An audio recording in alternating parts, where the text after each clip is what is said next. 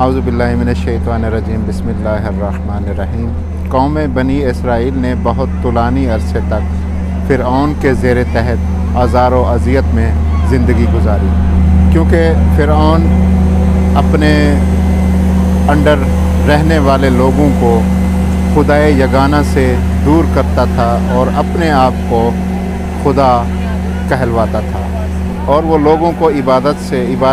خداوند متعال سے منع کرتا تھا، اور وہ اپنے آپ کی عبادت کرواتا تھا، اور بہت سارے لوگوں کا قتل عام کرتا اور ان کی خواتین کو اپنے تحت غلام کے طور پر رکھتا تھا۔ قوم بنی اسرائیل ایک منتظر ظہور نجات دہندہ تھے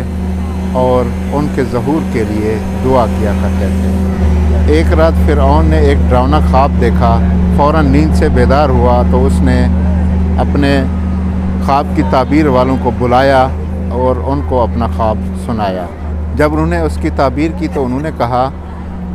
کہ کوئی ایسا فرد عنقریب پیدا ہونے والا ہے کہ جو تمہاری حکومت کا خاتمہ کرے گا، اور وہ کوئی نہیں صرف حضرت موسیٰ علیہ السلام تھے۔ قرآن کے مطابق فرعون نے فوری طور پر اپنے سپاہیوں کو، فوجیوں کو حکم دے دیا کہ فوری طور پر قوم بنی اسرائیل میں پھیل جائیں، اور جس گھر میں بھی جس بچے کی بھی ولادت ہو فوری طور پر اس کو قتل کر دیں۔ اور وہی ہوا کہ فرعون کی ساری فوج ہر طرف پھیل گئی، اور جیسے ہی کسی گھر میں کسی کی ولادت ہوتی تو فوراً اس کو قتل کر دیتے۔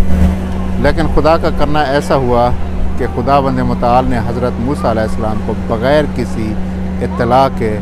لوگوں کو، سپاہیوں کو، اور حتیٰ کہ فرعون کو کانوں کان خبر بھی نہ ہوئی کہ حضرت موسیٰ علیہ السلام کی ولادت ہوئی، اور انہوں نے بغیر کسی اطلاع کے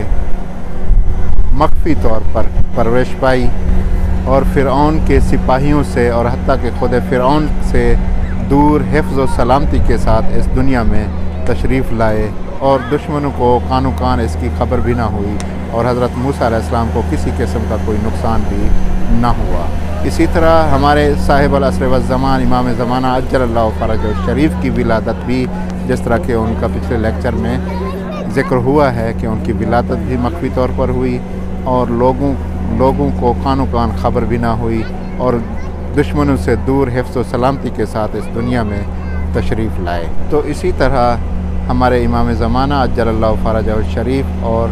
حضرت موسیٰ علیہ السلام کے درمیان ان کی ولادت کی شباہت ہے۔